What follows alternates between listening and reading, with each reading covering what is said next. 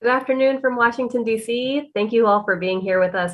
My name is Lauren Reese, and together with my colleagues in the Wilson Center's Environmental Change and Security Program and Congressional Relations Program, as well as our co-host for today's event, the Henry M. Jackson Foundation and the Center for Law, Energy, and the Environment at Berkeley's Law School, it's my privilege to be welcoming you to this important and timely discussion.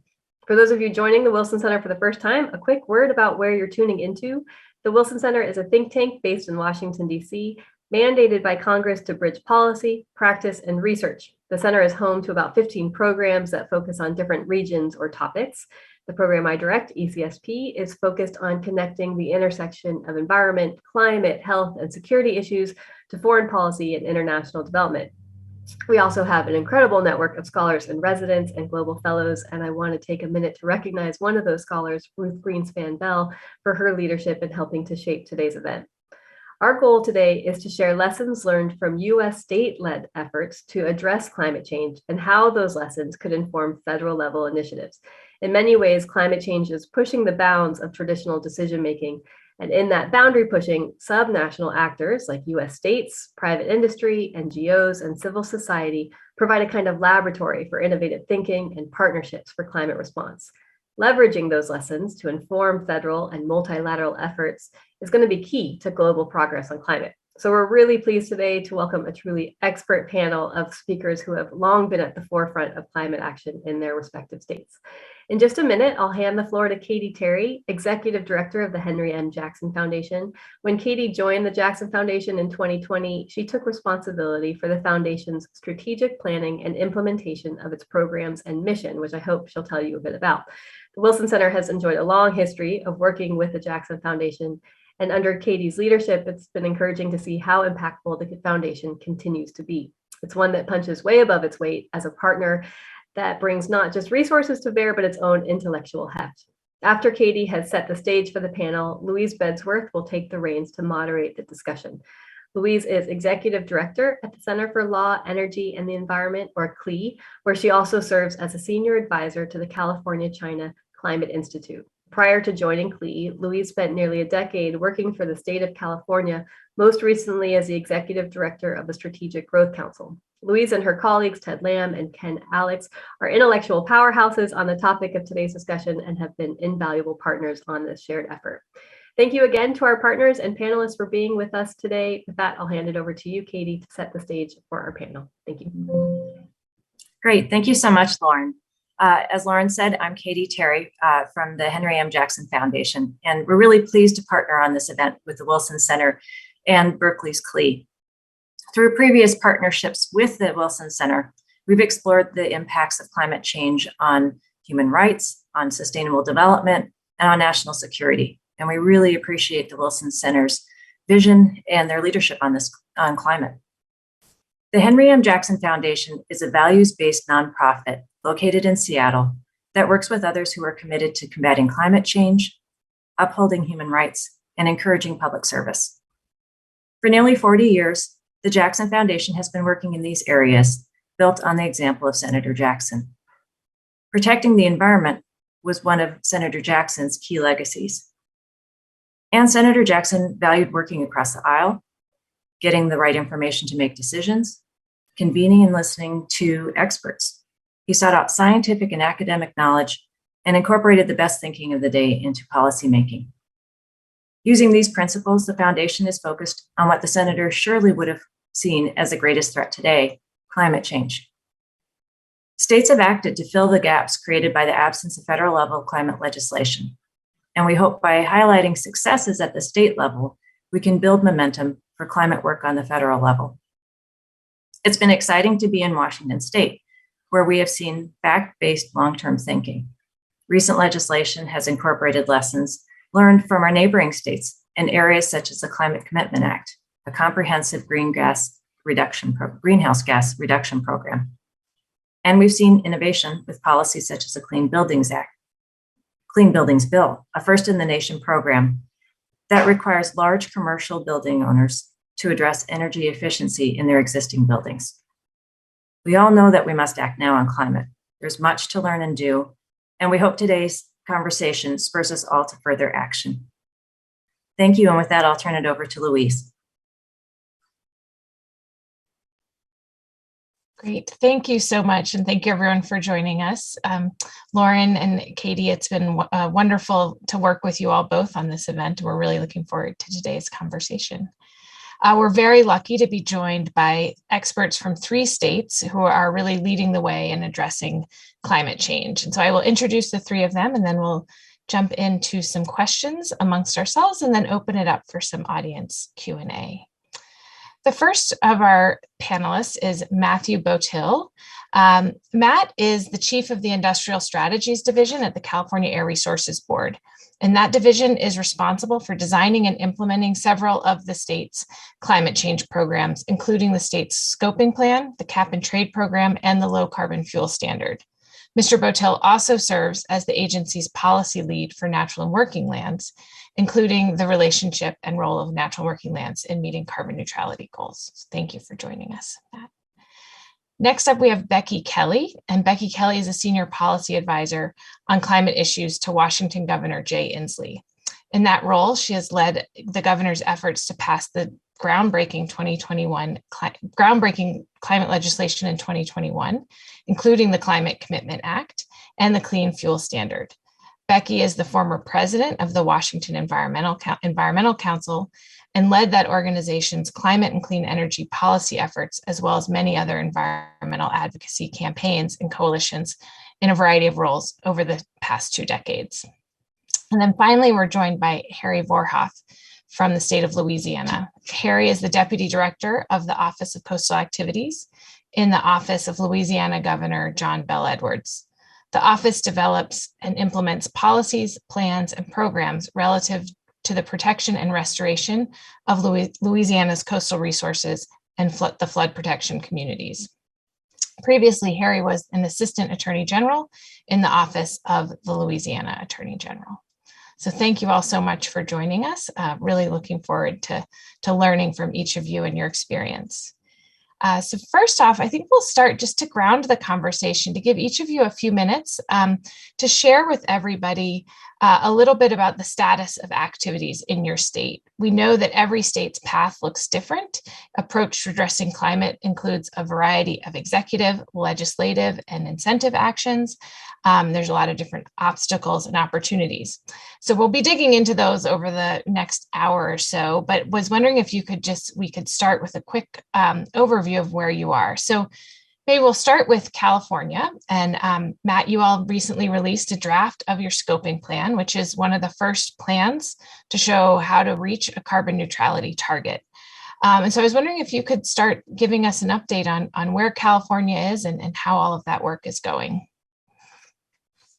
Yeah, thank you, Louise, and thanks everybody for having me. It's a real pleasure to be here.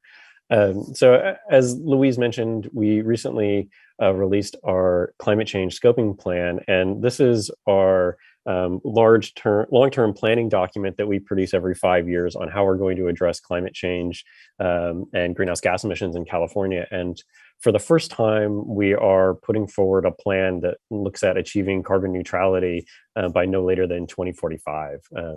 Previously, we had been looking at greenhouse gas reduction cuts, and so our current target in the state is to reduce our emissions 40% below 1990 levels by 2030.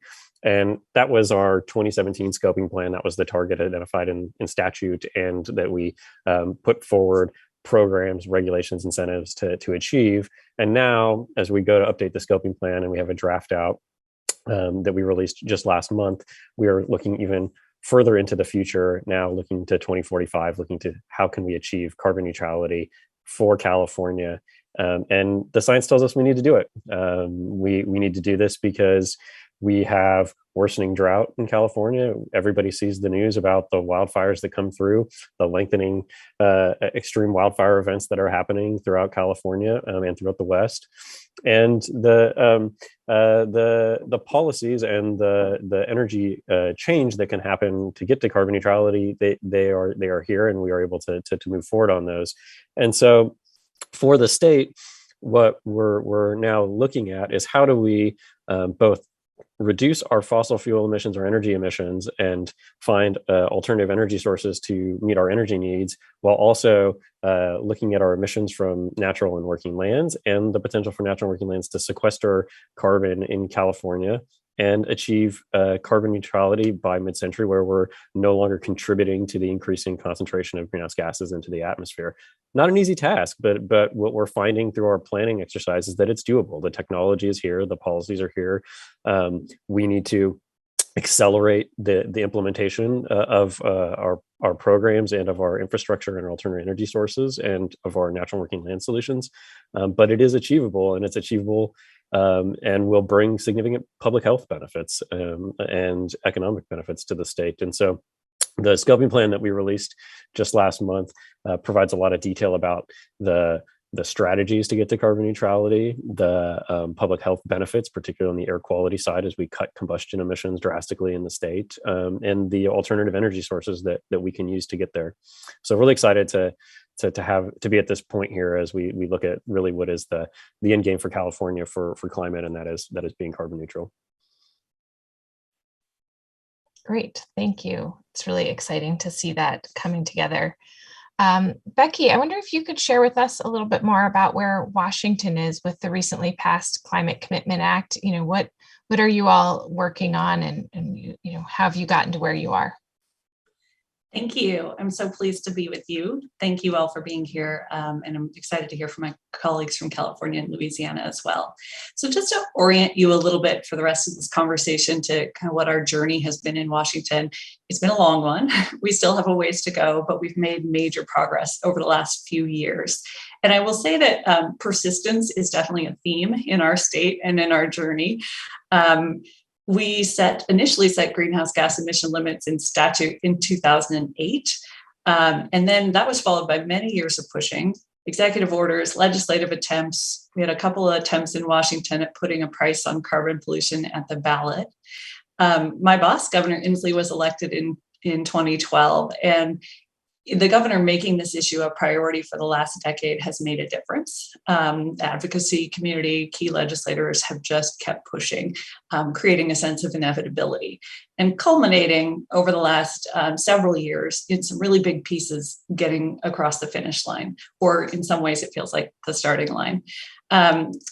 I think it was mentioned in the introduction, we have clean buildings laws, building performance standards for existing buildings, a brand new, strongest in the nation commercial building code for new construction that queues up basically all electric new commercial buildings. We have 100% clean electricity standards, so our electricity supply has to reach full zero carbon by 2045 with carbon neutrality before that. We also have tax incentives that are tied to labor standards. So we're increasingly trying to integrate clean energy policy with good jobs policy. We've passed regulations on phasing down hydrofluorocarbons, those super pollutants that are part of our air conditioning systems and so forth. That was in kind of the 2019-2020 timeline. Last year, in 2021, we, after many years of trying, passed a clean fuel standard, so joining colleagues on the West Coast, including California, and as you mentioned, the Climate Commitment Act. So it's a cap and invest program. It covers about 75% of state emissions. And we also, in that statute, the legislature enacted additional clean air protections for overburdened communities.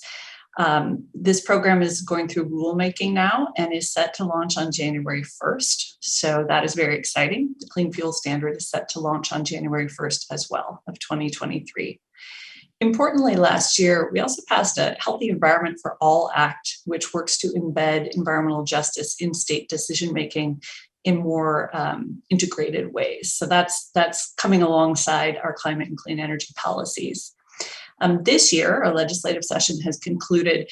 We are turning to clean energy siting. With these deep carbon cuts that we've committed to across our economy, we're needing to come in and develop renewable energy sources. And there are a lot of challenges around that. So we're really looking at how can we smooth the path for siting new renewables while also respecting community and tribal rights. And that is a robust conversation that we may talk more about today. We also made some significant investments in our budget this session.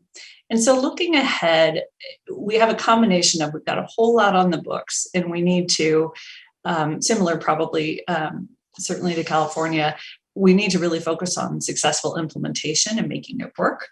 And then we've still got some gaps in policy and investments that we are looking to fill going forward. And I don't know if my colleagues are finding this, but as we go and we make progress, we find that we have some of the most difficult issues left.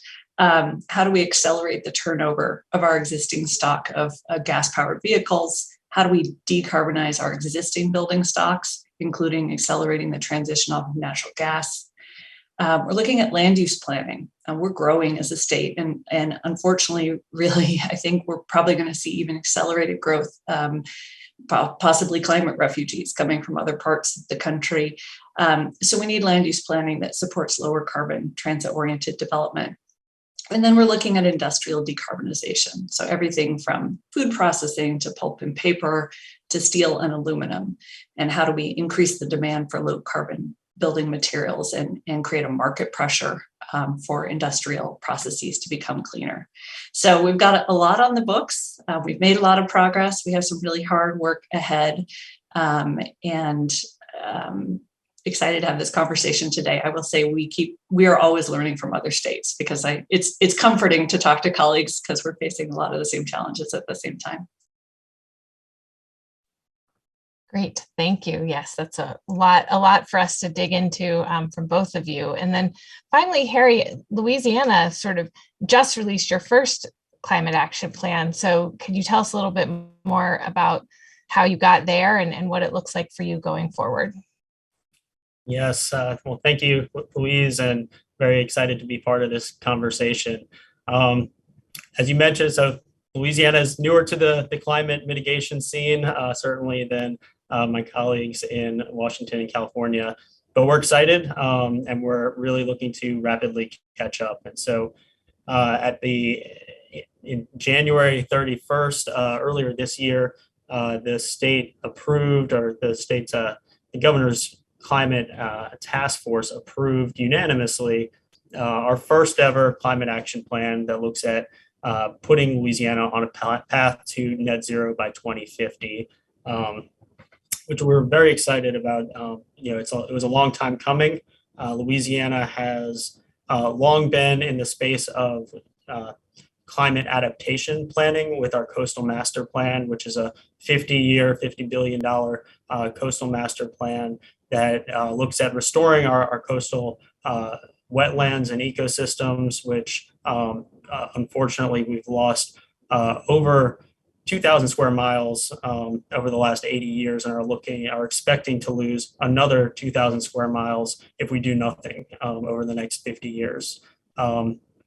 We're also, ground zero for intense hurricanes that are becoming more intense and are rapidly intensifying at a greater rate. And so while we have this really science-based leading coastal climate adaptation plan, we were not doing anything in the way of mitigating greenhouse gas emissions. And really, with every avoided inch of sea level rise, that means greater protection for our coastal communities. That means greater longevity for our very productive coastal ecosystems.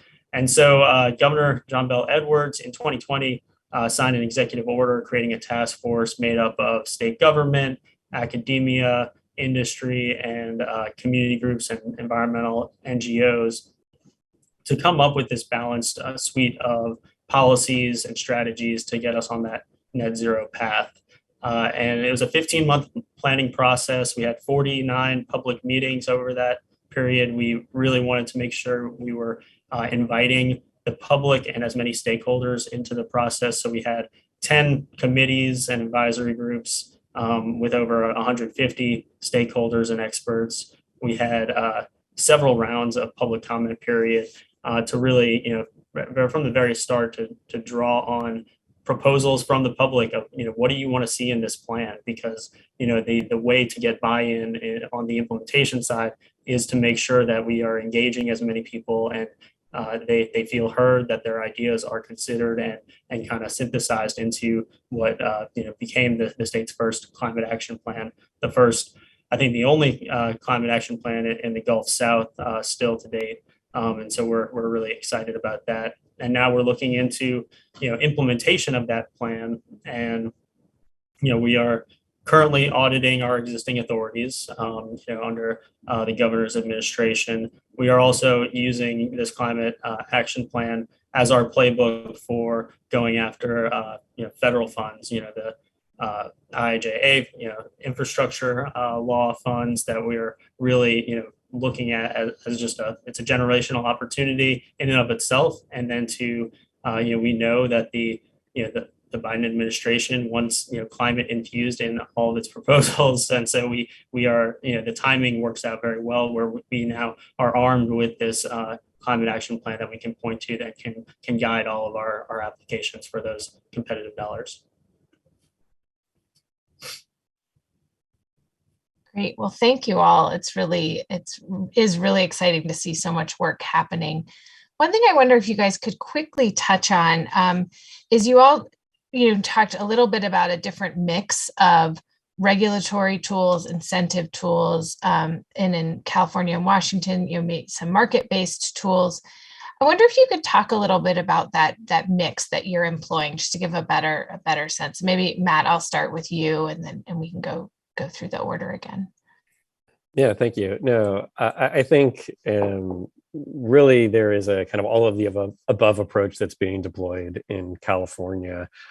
We have a number of market-based programs, a number of incentive programs, and regulatory programs that are all kind of pushing in similar directions. And, I think one of the things that we've really learned is that it starts with, and I think Harry talked a little bit about this, really a good understanding of what your emission sources are in your jurisdiction, understanding what your businesses are that are contributing to those emissions, what the energy use is, and then designing programs, either regs or market-based programs or incentive programs to address those. And then now pulling in some of the resiliency efforts and equity efforts to also complement those emission reduction strategies. So I'll give a couple of examples here for California.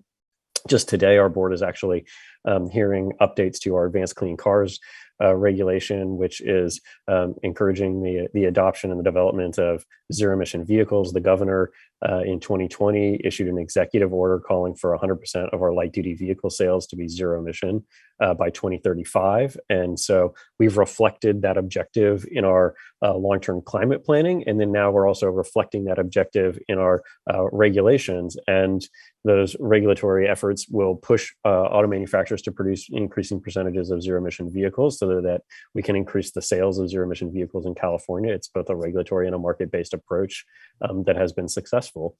And so, these tools help in terms of the large markets that you're trying to shift. So, in this case, the vehicle deployment being one of them. They also help on the fuel side. We have a low carbon fuel standard here in California that is creating an incentive to invest in and produce lower carbon intensity fuels. And we've really seen the program be very successful over the last few years as in-state fuel producers have made announcements to convert from traditional gasoline and diesel refining from petroleum sources to biodiesel, renewable diesel, hydrogen, ethanol.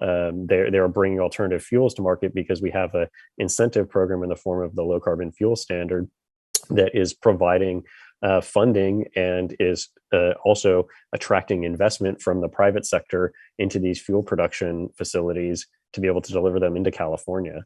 And so when you're talking about these big market shifts like we have on the vehicle side or on the fuel side, the market programs that we've been able to deploy in California have been very successful in starting to move those markets in the direction that we need for our climate mitigation goals. And then when you start talking about other areas that maybe aren't, ripe for a market-based approach, you can look at incentives or direct regulatory action.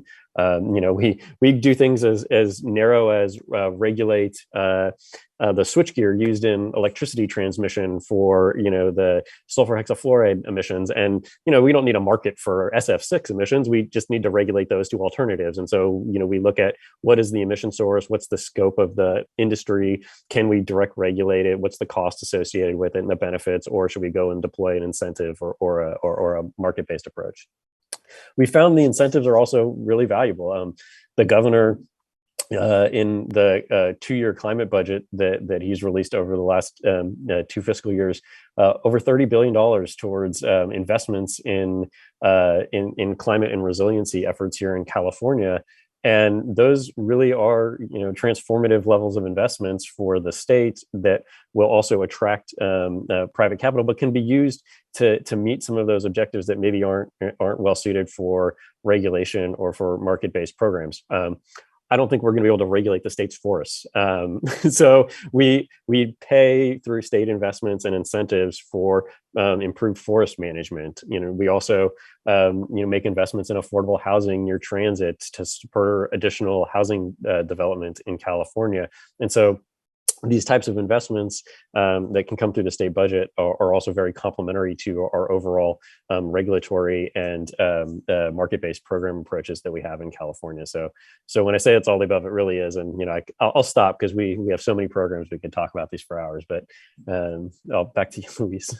Okay, thanks, Becky. Could you say a little bit about how Washington is sort of navigating the different types of tools and approaches?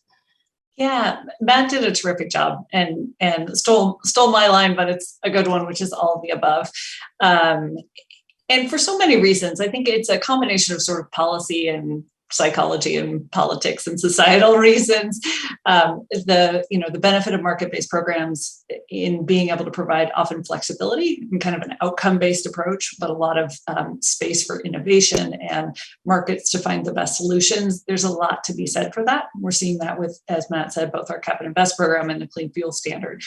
And increasingly, as you look at impacts to communities, particularly overburdened communities, flexibility is great, but there's also the need to make sure that you're delivering outcomes for communities that have often borne the brunt of our past practices, and that the flexibility doesn't leave them in the lurch. And so clean air regulation, investments in those communities, which I know California is also doing a lot of, is a way to kind of, I think, balance the strategies.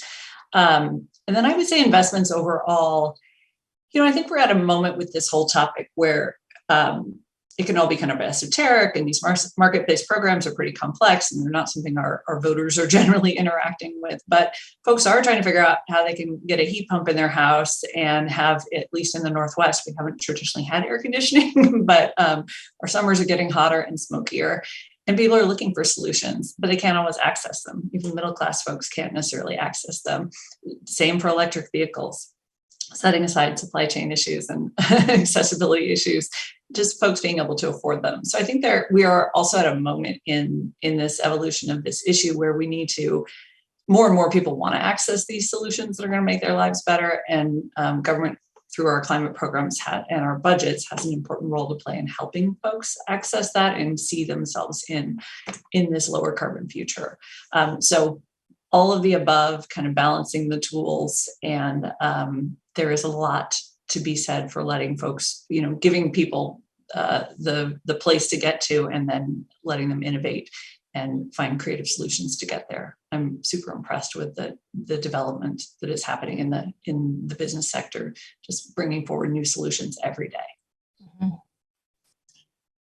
Yeah, and Harry, it's interesting you guys have all used the same word, which is balanced. I think you said the executive order had a direction around a balanced set of tools and approaches. So what does it look like in Louisiana? Yeah, it is, just to round it out, well, I'll say it, it is the all of the above approach. And so we're currently looking at, what regulatory levers do we currently have under existing statutes? What opportunities do we have to provide greater incentives, workforce training opportunities through our Department of Economic Development, among other entities.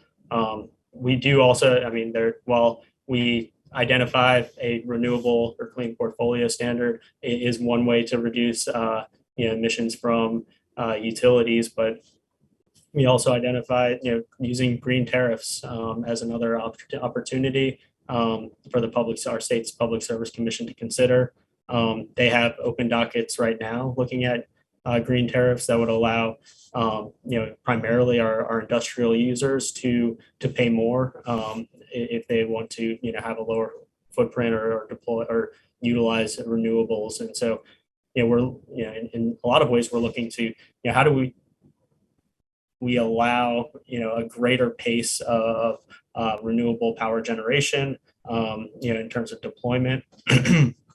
Currently, what we learned in our planning process as we updated our state's greenhouse gas inventory for the first time since 2010, that one, we are way behind the national average in terms of renewable deployment. We're below 5%, overall in terms of energy mix. And then we also are unique in the country in that over half of our total greenhouse gas emissions comes from the industrial sector.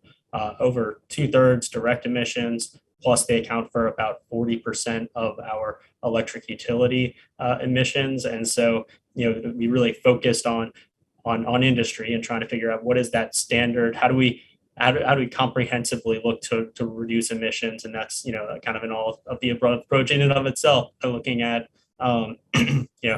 market-based mechanisms like the green tariff that I mentioned, looking at clusters, so utilizing, can the state help support, build out of infrastructure that can be used among, various, industrial facilities to kind of drive down costs with things like, transmission, with pipelines for hydrogen as another example. Matt mentioned the, kind of the renewable or the fuel standards that's driving investment in things like renewable diesel. And, Louisiana is one of those producers of renewable diesel.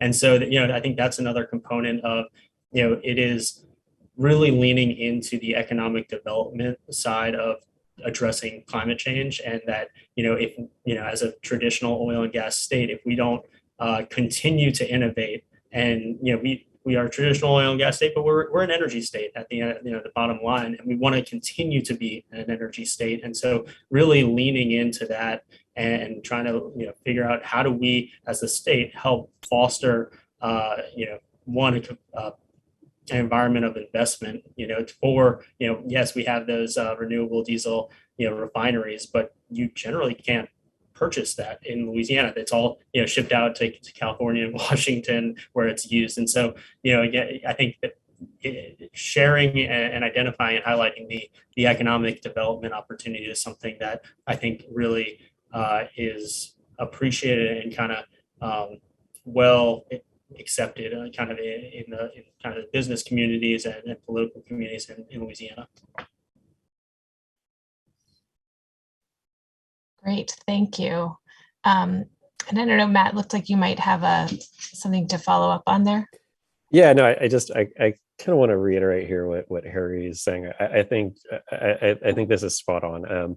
And I'll talk really quickly about one of the things that I've observed from the implementation of our policies in California that I think is playing out in the types of investments and the way the energy system is kind of transitioning that Harry's talking about.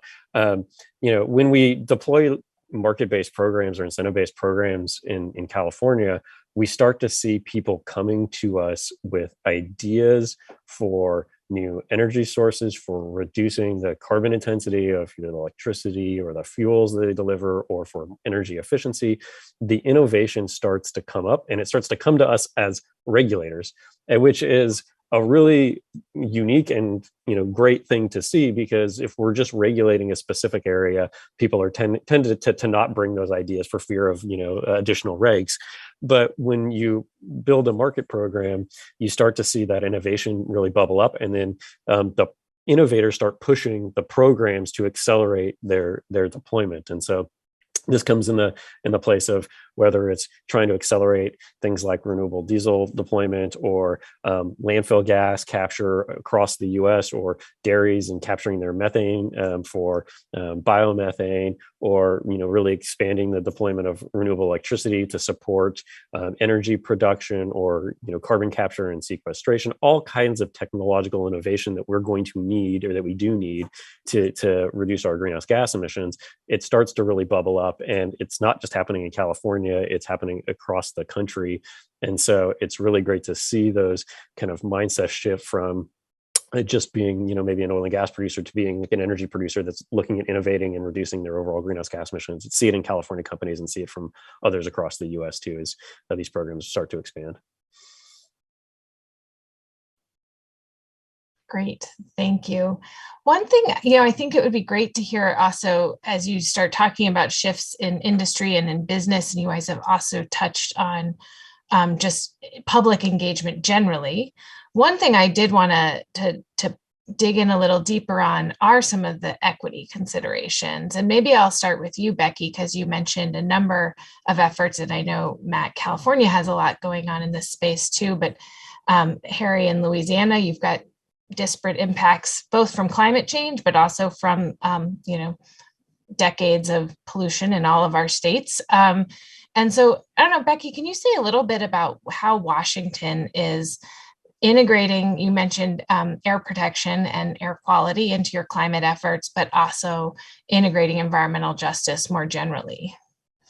Yes, it's it feels like we've come to it later than we should. I think we probably all feel that way about the issue, but we are making significant commitments and significant changes. And I think it's a combination of how do we integrate equity considerations into policy directly. So for example, in the case of our Cap and Invest program, it is sort of a climate program, a cap and trade or cap and invest program, and a clean air program. And so learning in part from the experiences of California and the sort of issues that were being raised to us and that we know California has grappled with over time, the legislature added a clean air component. So with a focus on overburdened communities, we have a health disparities map for our state that really shows you where are the health disparities happening in the state according to a variety of factors. And the law puts in place additional monitoring for air quality, and then says that, if the air quality is not improving at the same time as we're implementing this Cap and Invest program in overburdened communities, if it's not getting better, then the state has tools to figure out new incentives or standards to improve air quality. So it's sort of creating some alignment, I think, between the climate strategy and the clean air strategy with an equity focus. The other thing is, I mentioned the HEAL Act. This is recognizing overall that we have a lot of work to do in government in integrating environmental justice into our decision-making processes. So it requires 7 state agencies to integrate environmental justice in a whole bunch of sort of process and substance ways, engaging communities, in their rulemakings and their grant making, having a target similar to the Biden-Harris Justice 40 target, a target of 40% of state investments benefiting overburdened communities. And then similarly, our Cap and Invest program so the HEAL Act created a new Environmental Justice Council, which just got seated this spring. It's made up of folks who are really deeply embedded in their communities, overburdened communities, as well as tribal members.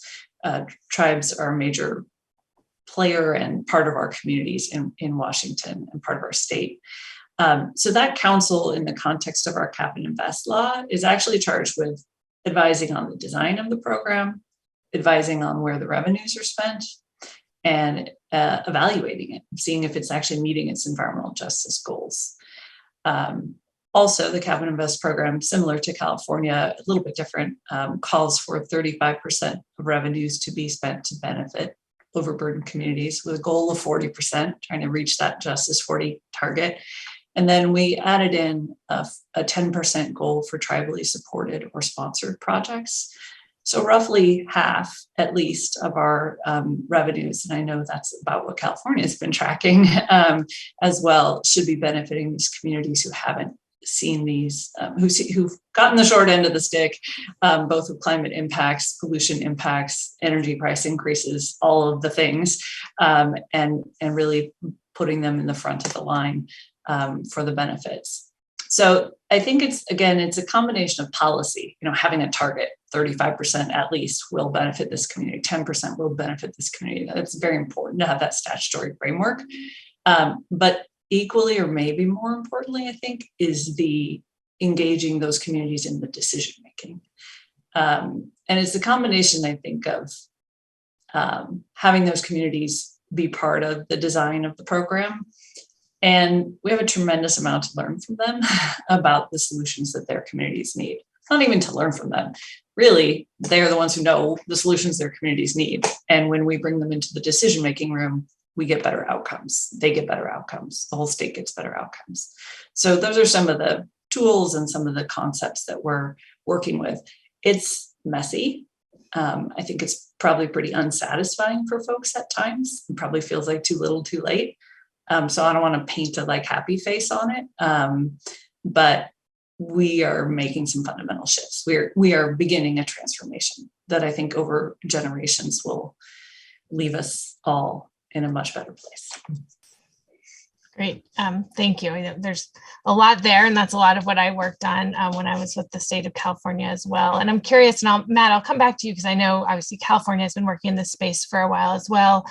And I'm interested, Harry, since you guys, this is your first climate action plan, and I know both for California and for Washington, this came a little bit into the process. I'm curious how you all have been thinking about equity considerations.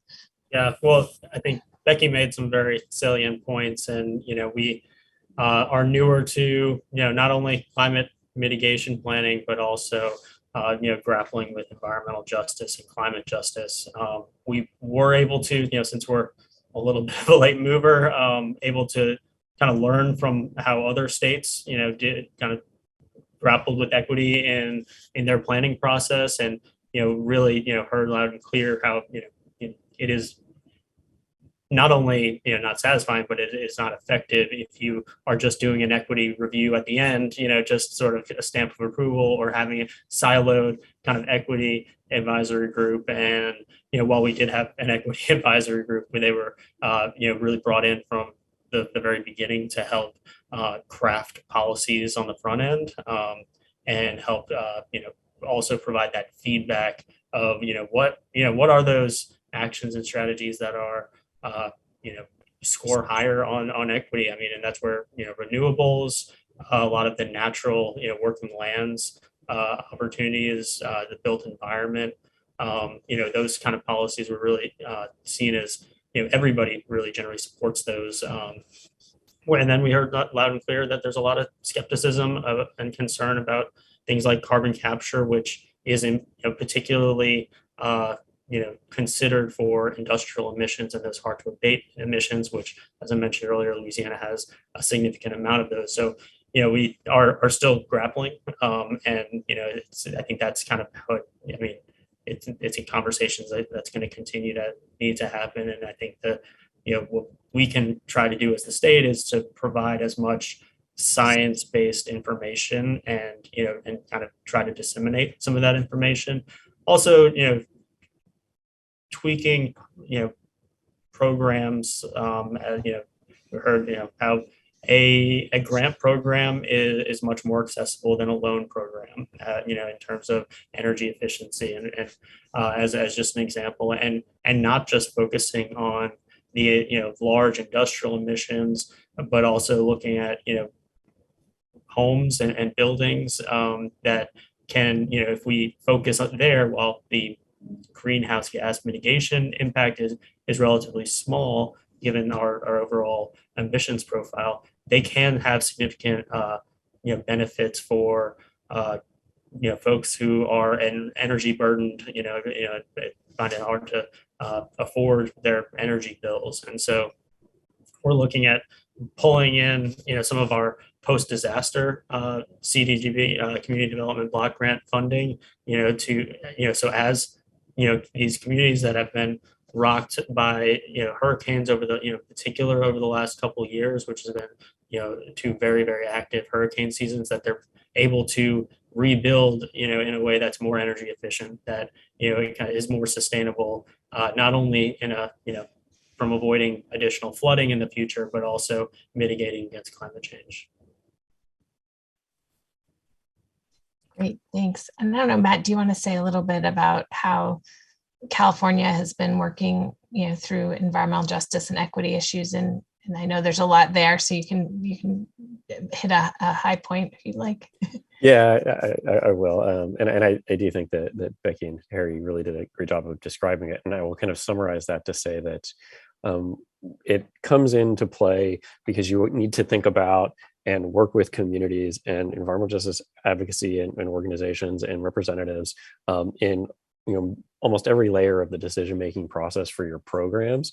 And so and in the implementation as well. And so that really means that, like, if we're talking about an incentive program, having lots of community engagement on the design of that incentive program, identifying the ways in which you can tailor those financial incentives to have more of an equitable outcome, whether it's towards the environmental outcomes you're trying to produce or the economic outcomes you're trying to produce, and then designing it and administering it towards some of those objectives while keeping in mind the ultimate kind of environmental goals that you're trying to establish as well. And so it requires that hands-on work, and it requires that kind of continued engagement that both Becky and Harry have been talking about for your programs. And so it's work that is very important, that absolutely needs to happen, considering at least for California, and we've seen this time and again in other states as well. There are communities that have borne the brunt of pollution, of decades worth of pollution, and are bearing the brunt of climate change. And so making sure that your policies, your programming, your implementation is bringing benefits back into those communities, changing that course of historical inequity is very important. Great.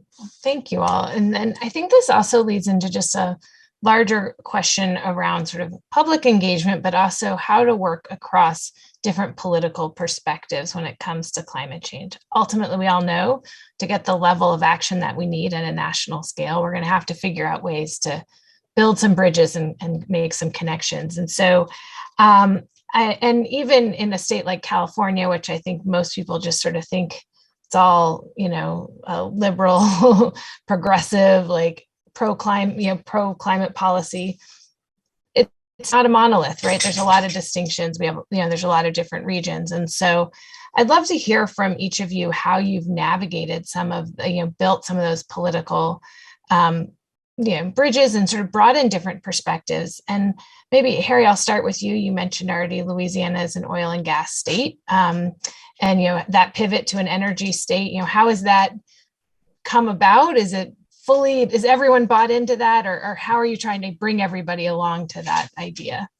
Yeah, well, I think we recognized early on that, if we're going to actually have any action at the end of this planning process, that we need to really bring all perspectives to the table, build that big tent. And that's the approach that we've seen work with our coastal adaptation, our coastal master plan, which sails through the state legislature unanimously pretty much every year, did this year, in terms of, and we're spending over $1.3 billion this upcoming fiscal year on adaptation plans, protection levee projects and restoration projects. And it has so much consensus because we really are relying on this working coast concept where every stakeholder that currently uses the coast, whether you're coastal community, whether you're in the fishing industry, maritime, oil and gas, you all are impacted by the state's coastal crisis, the coastal land loss crisis, the hurricanes that are increasingly intense. And by welcoming everybody to the table, we've really been able to move the needle and really grow up our coastal program over the last 15 years. Since 17 years since Katrina and Hurricane Rita. And so that's the approach that we took to this climate planning, where we had industry at the table, we had climate and environmental justice leaders at the table as well, and everybody in between. And we felt that, if we can maintain those lines of open communication, then we will end up in a place where I think we all, one, recognize that we need to act, and we need to act on a scale that is more than just changing out light bulbs. We need to actually seriously move the needle. And I think that by having so many public meetings and having such thorough input and science-based input as well, guiding our decision making, that the climate action plan was unanimously adopted by very folks who have differing opinions on how to get there, but they all recognize and that we provided some space to dissent to specific actions, which we borrowed from another state in their climate action planning. But I think that at the end of the day, everybody realized, we're all in this world together. We need to act. We need to, act with haste and at a very significant scale if we're going to actually avoid catastrophic climate change. But recognizing we're facing the impacts today, and will continue to face impacts for many decades to come. Thank you. I guess if I could follow up there. I guess I'm really curious, do you think that what you've done in Louisiana could help set an example for other states that maybe, don't see themselves as a climate leader, or, what do you think are there ways to share out what you guys have done to bring others along? I hope so. I think, I hope other Gulf states and other states that haven't, engaged in greenhouse gas mitigation planning or actually implementation, kind of see that it's not, maybe their preconceived notions are, that may be negative, aren't necessarily so. And I think part of that is, again, as I mentioned earlier, really leaning into the economic opportunity that climate mitigation provides, and wanting to, be the energy provider not only today but also, for decades to come. Recognizing that there is, great opportunity for manufacturing, and that, part of it is, I think the beneficial thing is that shareholders and boardrooms and, they are all demanding products that are low carbon or no carbon. And so that the market has shifted and is continuing to shift. And it is, so it is not necessarily a government driven top down mandate, but it is, as markets shift, we want to be adaptive and help, our own industries thrive.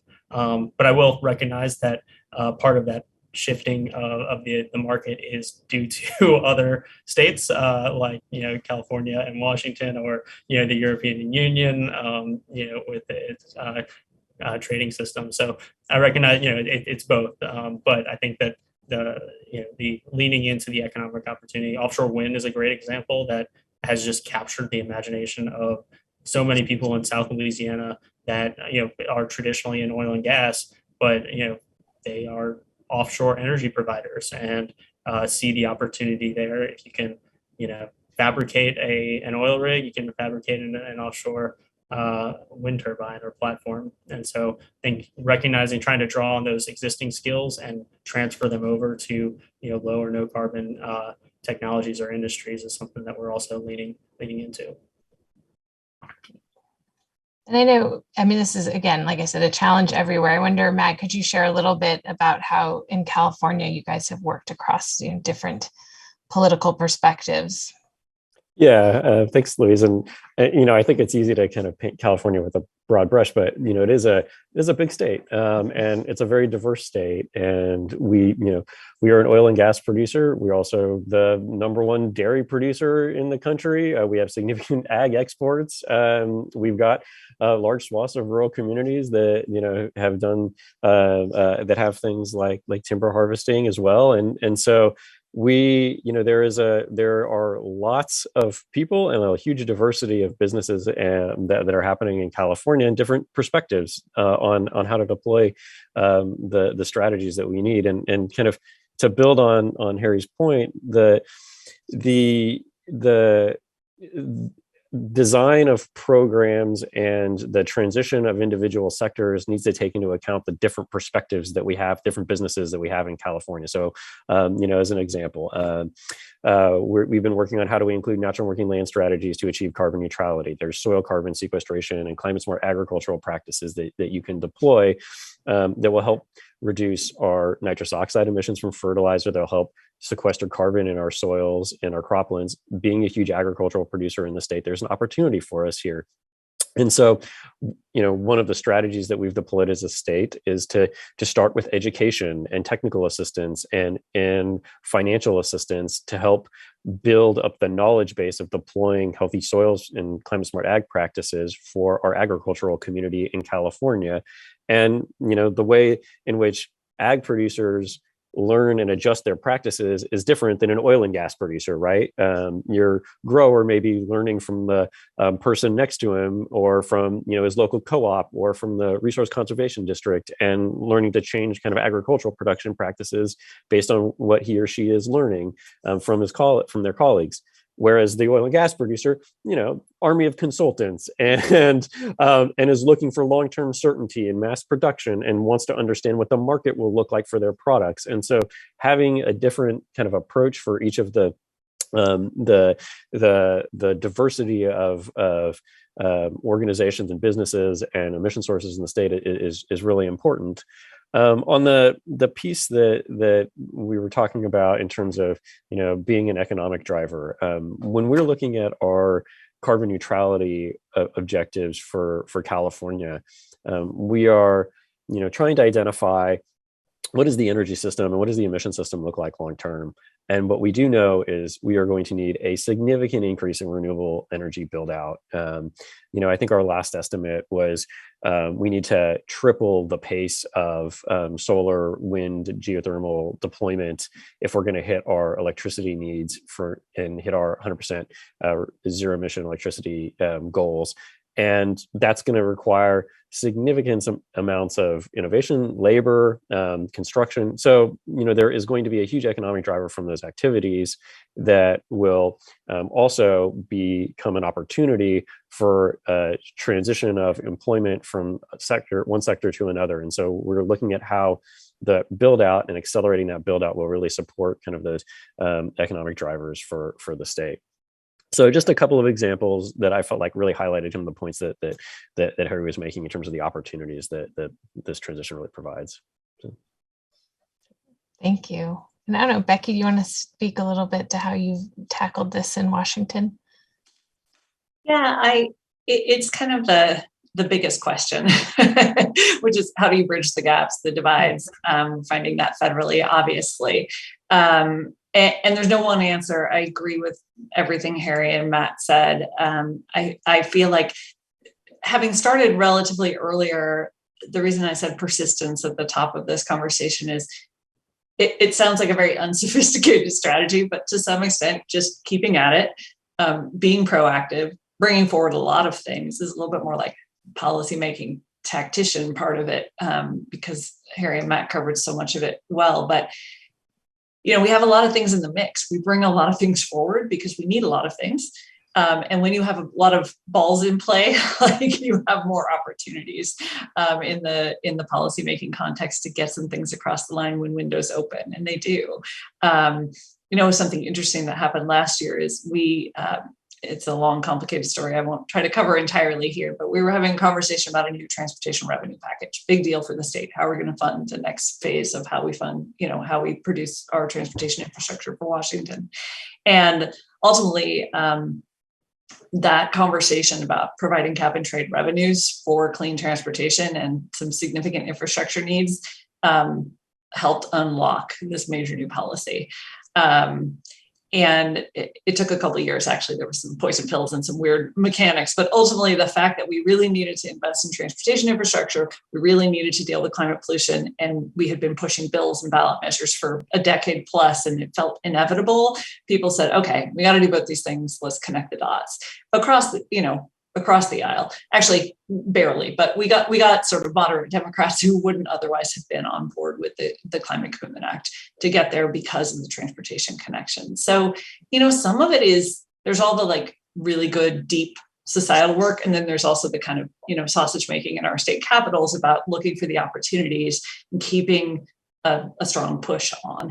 The other thing I'll say, is that along the lines of what Harry and Matt were saying about the economic development opportunities, I think we are looking more and more at this message of sort of reshoring, onshoring, manufacturing, and building the things that we're going to need for this transition in our state with good labor provisions and having that vision. And it's unfortunately kind of an easier story to tell right now because of supply chain disruptions and geopolitical disruptions. And I think there is it crosses the cultural divide a little bit, I think, to talk about bringing this work home and who's going to do this work, and that, we want Washingtonians to do this work. We don't want to be, bringing everything in from overseas where we have less control over our future, being very careful not to cross into kind of weird nationalistic territories. But there is, I think people are excited to be building this future here and to actually be part of it. A lot of folks would really like to have a slightly different job. Most folks want to be on the team for their kids' future when you sort of dig right down to the bottom. And the last thing I'll say is I think the technology innovations are also starting to help bridge the cultural gap a little bit. The fact that there's going to be an electric F-150 pickup, like these iconic cultural things that really matter to us, and that, clean energy technology isn't a blue thing or a red thing. It's a thing you can access. We have a company in Washington making these giant hydrogen fuel cell mining trucks. The technology, I think, is beginning to have a lot of different kinds of folks kind of see themselves and their culture in this clean future. So that's something I think is really interesting that's happening right now. Great. Well, we're going to go to Q&A from attendees shortly. I thought I'd ask one last question because I think another important evolution in climate work over the last decade plus has been the rapid increase in climate impacts and people's understanding that climate change is happening and is real, whether it's wildfire smoke, extreme heat, hurricanes, all of these things are hitting day-to-day life for a lot of people. And so back in the early 2000s, you didn't talk about mitigation and adaptation together. And that has shifted over time. And now you're seeing a lot more integration. And I was wondering if each of you could just speak briefly about how you're thinking about, bringing together mitigation and adaptation. And maybe, Harry, you mentioned this pretty directly. And so I don't know if there's more you want to say on that. I'd be happy to. There are a couple areas I just want to hit on. So, in the face of having two of the strongest hurricanes to ever hit Louisiana in the last two hurricane seasons, some really kind of bottom up grassroots efforts to build in community resilience post storm. If folks remember after Hurricane Ida, New Orleans didn't actually flood significantly, but they were without power for weeks, and in intense an intense heat wave hit right after. And so a lot of issues with mortality due to actually power generators, and carbon monoxide because people were trying to keep cool. And so there's a project, Community Lighthouse, to install solar panels with battery backup in key community locations, at our grocery stores, potentially some restaurants, churches, other faith-based buildings, and to provide kind of that lighthouse for people to go after the storm if they didn't evacuate or couldn't evacuate, that they can cool off and avoid overheating, which is a real public health threat after a hurricane when you don't have power down here in South Louisiana. So that's one opportunity that we're looking at to kind of replicate that program and build it out, across the coast or across all areas where, that are faced with hurricane force winds. I would also just say, our coastal master plan is really a great example of kind of marrying climate adaptation and mitigation, because most people are probably not aware, but an acre of coastal wetlands sequesters 80 times as much soil carbon as your average terrestrial forest. So, we are actually losing significant amounts of coastal wetlands, about an acre or about a football field every 90 minutes. And so, to restore our coastal wetlands and protect them and avoid that conversion into open water actually does have this mitigative effect for greenhouse gases. And so we're doing everything we can to restore sustainably so that those wetlands, those barrier islands, have longevity in the face of rising seas. But that provides these additional benefits to coastal communities, to our fisheries that many coastal communities rely upon, and just those ecosystem services as well, as to try and capture all those benefits at the same time. Great. And Becky, do you have any examples of what you guys are doing in Washington? Yeah, very similar to what Harry was talking about. We're definitely looking at two firsts, where it is both mitigation and resilience in one.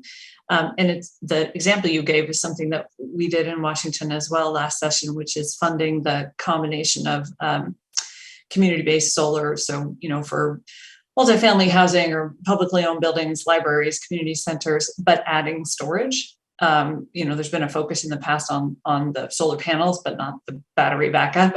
And so the whole idea of if power goes out from heat or storms in the winter, having a place where people can go to cool down or warm up and, store medicine, just some really basic sort of survival infrastructure. But it's also powered by solar.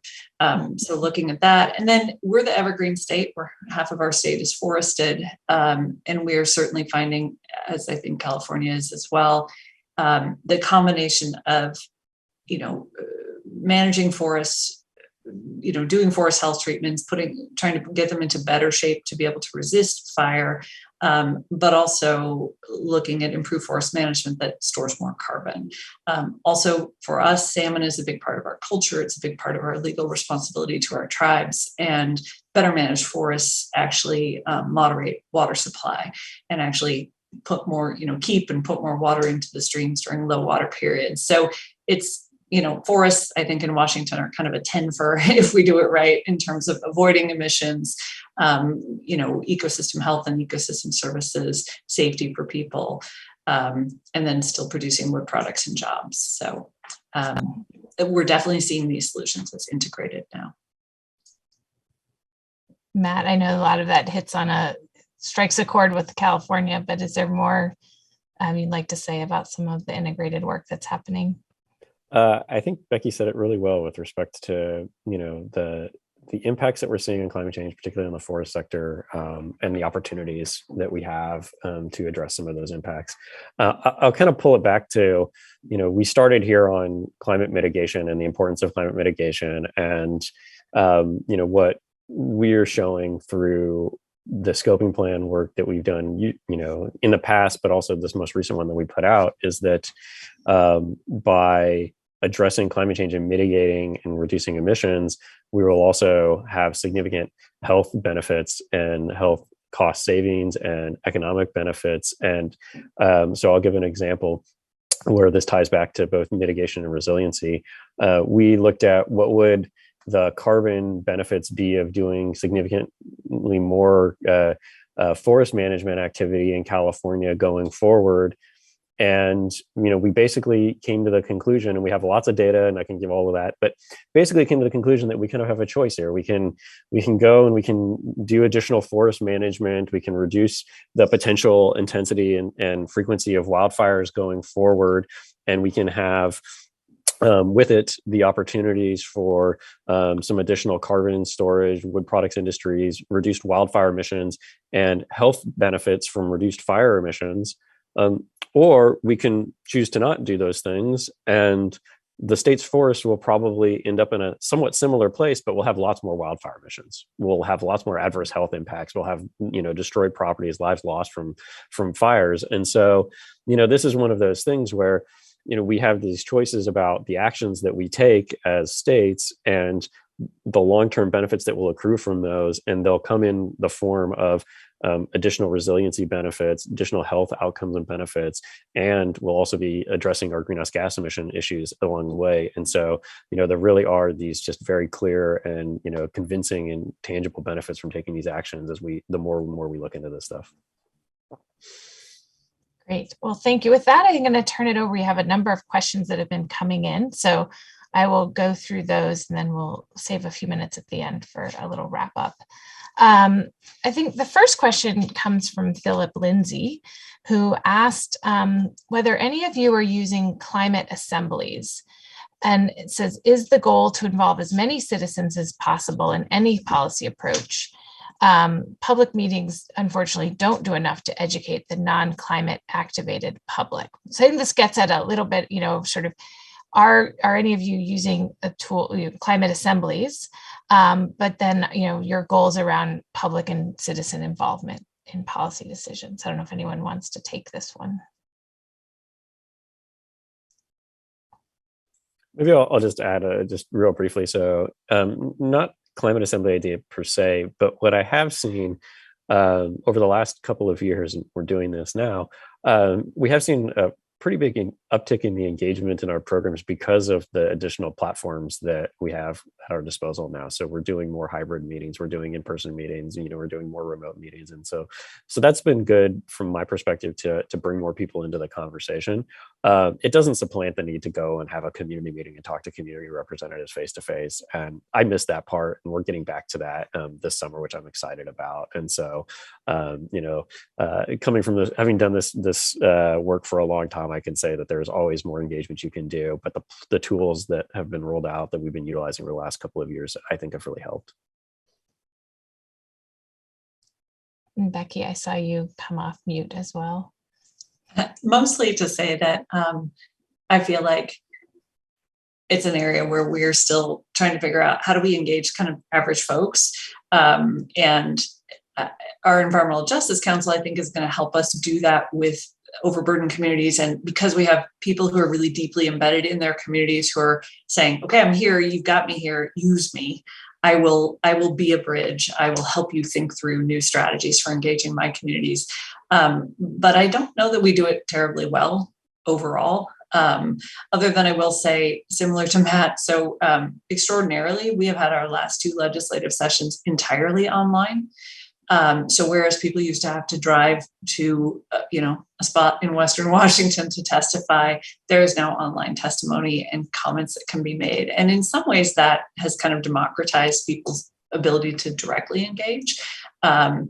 Although it poses challenges as well, because you can't hear from 2,000 people in a hearing. But so I don't know, it's a great question. And I think it's as climate impacts bring climate change really into people's homes and lives, and they want to be more connected to it, I don't know that we've figured out the structures yet as government to really enable that. I would just kind of echo Becky of just that, in Louisiana, we're still trying to figure out the best approach. I mentioned having 49 meetings, public meetings over 15 months. So it's about every 3 weeks to host a public meeting. It was all during the pandemic, especially early on. So all of our meetings were virtual, and they're all on our YouTube page. So we do have a decent amount of hits, and I highly recommend the 2 special meetings on industry if you really want to nerd out on. But I think that it was actually very accessible to take a very technical, difficult to understand, not very intuitive area of emissions like industry, and kind of have several presentations that are you can access on Zoom or on YouTube subsequently. That is an opportunity. And then now that we're in the implementation phase, we're trying to figure out calling all 10 of our advisory groups and committees every on a regular basis. Just there's a capacity issue within the governor's office and within state government. And so trying to find that balance, and what we've kind of morphed into is these all hands on deck meetings where it's, the 150 committee and advisory group members, but it's also open to the public.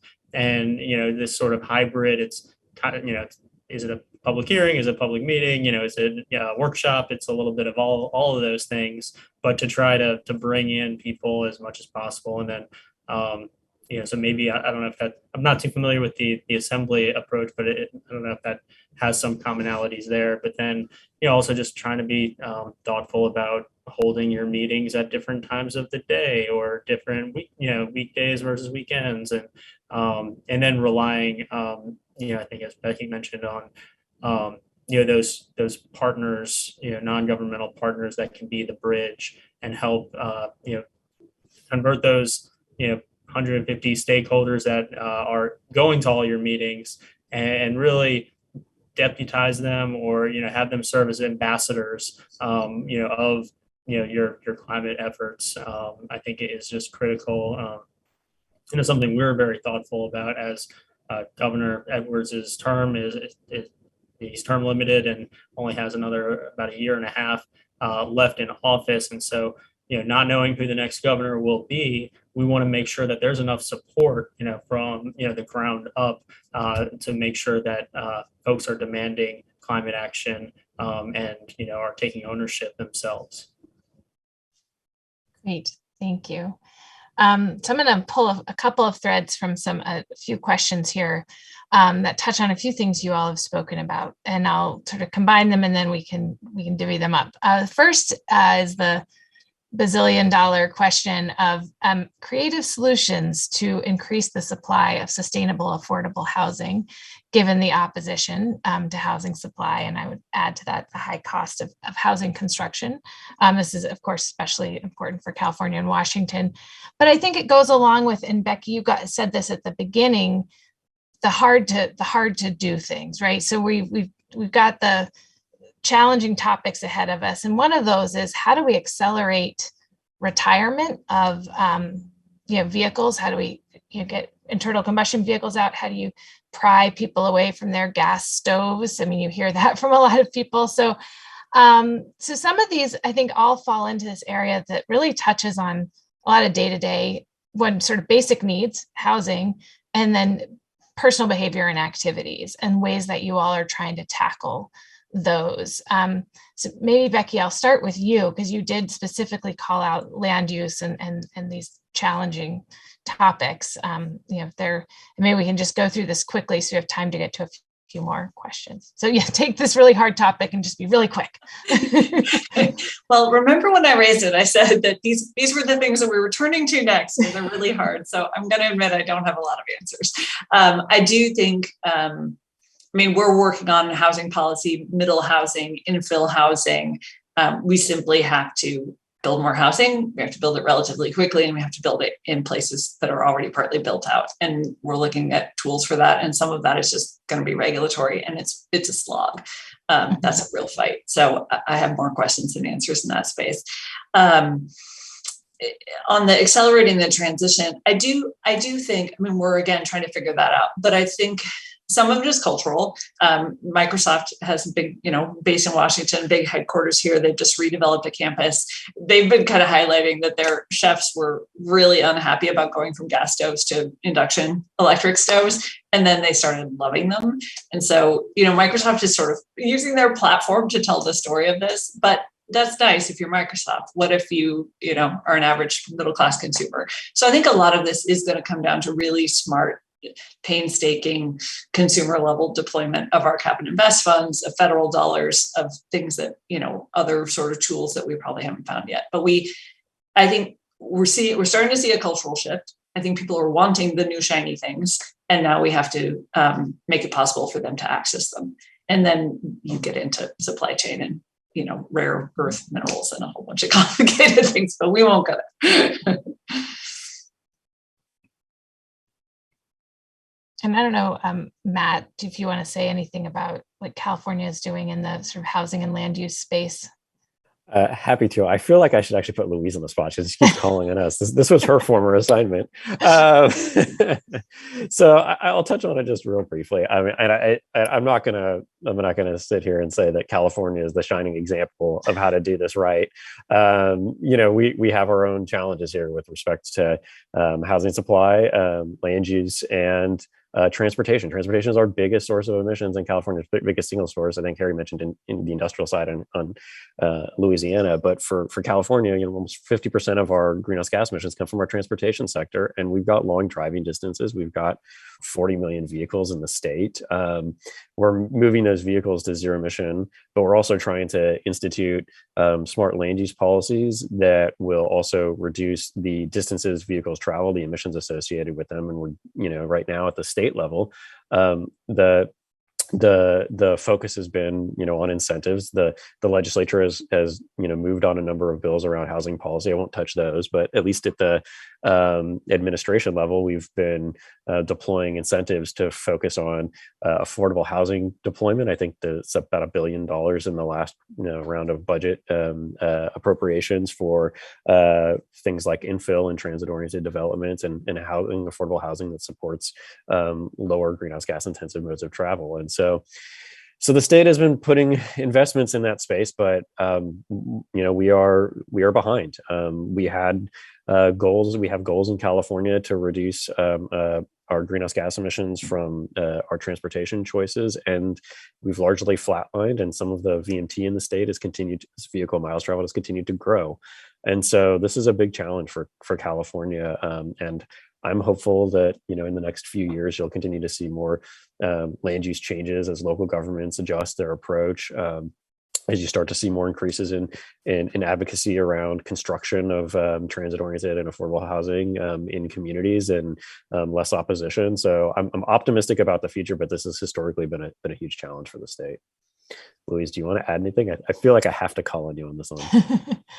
I think you captured it very well. The one thing, California has taken, put money towards it. There's also increasing enforcement. It's a little bit like a microcosm of an approach to addressing climate is tackling housing and transportation, which is really a combination of regulation, incentives. Yeah. So.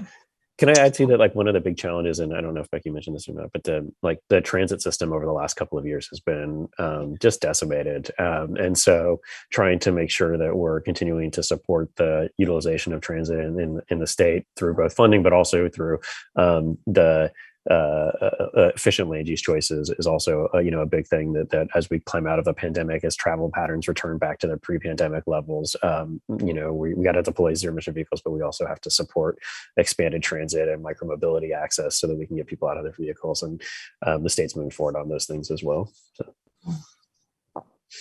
I don't know, Harry, if there's more you'd want to add on this one. I would just say, Louisiana also, is suffering from an affordable housing crisis that's only exacerbated by, in particular by Hurricane Laura in 2020 that hit Southwest Louisiana and really, decimated a lot of the housing stock in Lake Charles and that's in the surrounding area, and then Hurricane Ida in central Louisiana and the greater New Orleans area.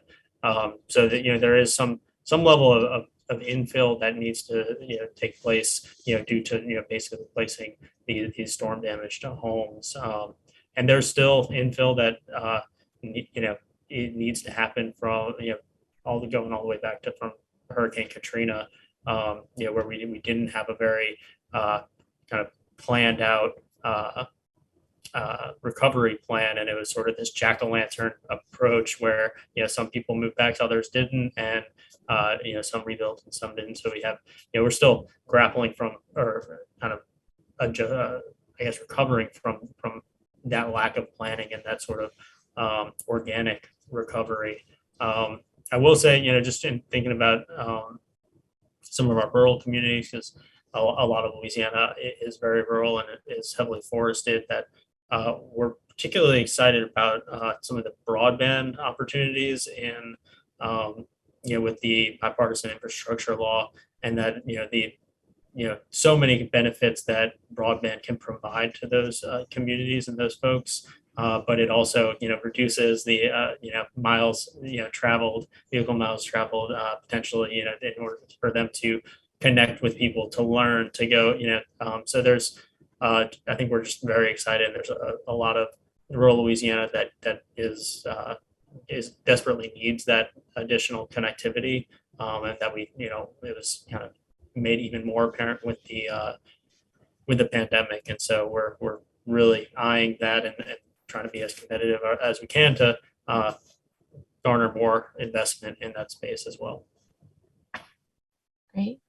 Well, I know I want to leave time for a quick wrap up, but we do have one question from someone from the University in Guadalajara that specifically Matt I was hoping you might be able to give a quick answer to, which is the role of Baja California renewable electricity exports in helping California reach its goals, and a little bit about our relationship down on the border. So maybe in 30 seconds, 60 seconds, if you have any thoughts on that. Yeah, I would just say that we do, the electricity market in California is obviously heavily regulated, but we do have ongoing coordination with other jurisdictions, and I believe we have one with Mexico City, and I'm not sure if the federal government in Mexico, I'd have to check on it, to share kind of best practices on decarbonization and also share tools so that we can kind of help export some of our policies to other jurisdictions. And then we also, because of California's unique place as an importer of power, there are very complicated, I don't need to get into rules about how we account for emissions that are brought into the state from power that is wheeled into California. Great, thank you. Well, thank you all. I'm sorry we didn't have time to get to every question, but I think we were able to touch on quite a few of them. But there obviously is lots to talk about here. So maybe as we close out, I would love to ask each of you just to provide a bit of advice. We have a very diverse audience, people from other states, from the federal government, international. If you had a piece of advice as you've been doing this work that could help states do more, that could help scale from the state level up to the federal level, would love for you to each maybe take a minute to share that. Maybe I'll start with you, Becky. Thank you. So be persistent, be proactive, be expansive. Don't lowball it, because the people who are maybe fighting what you're trying to do will do that for you. Be honest with people about what's at stake and what's needed. I think we're at a moment where reality is hitting people and they're ready for the real talk. Create solutions that are connected to people's daily lives and that bring them the benefits of safety and well-being and hope in the transition. And listen to and partner with the most impacted people in the design and implementation of solutions. So those are some of my learnings. Great advice. Harry? I would say really lean heavily into partnerships and keep your ears open to listen to others who have been there before and have been working in this space. Also keep your ears open and engage actively, with, as Becky said, communities on the ground to make sure that your policy ideas and are bottom up approach and are actually responsive to the needs of the community. But really, as many partnerships and collaborations as possible. That we've personally been very grateful for folks sharing their expertise, their insights, their experience, because you don't have to reinvent the wheel every time you want to do something. And so I think that's just something that we've been very grateful for. Matt? Yeah, I guess I would say feel free to take as much of the resources and the information and the tools that we here have developed and figure out how to deploy them.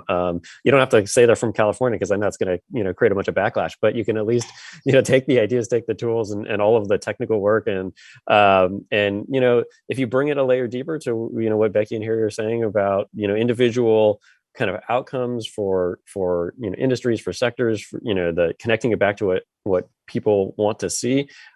People are very receptive to it. And so, you don't have to say, we're going to just model California, but you can say there's a policy here.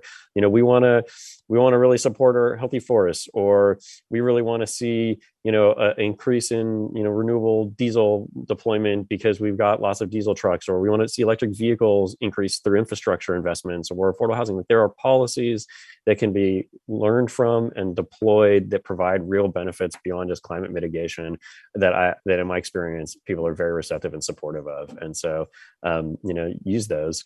And then I'll just kind of echo what Becky said, persistence. Been doing this for a long time, and the march forward is sometimes slow and agonizing, but the persistence, pays off. Great. Well, thank you all so much. This was really wonderful. I learned a lot from each of you, and I hope everyone attending online did as well. It certainly gives me hope to know that we have states like you all and others out there doing this work, as we're still seeking a national level approach. So thank you all for the work that you're doing and your persistence. We all appreciate it, and our children and grandchildren do too. And I want to say thank you to the Wilson Center and to the Henry M. Jackson Foundation for helping to put this event on. And thank you to all of the attendees who joined us this afternoon. We really appreciate it and appreciate your thoughtful questions. Thank you. Thank you. Take care. Yeah, thank you. Really appreciate it.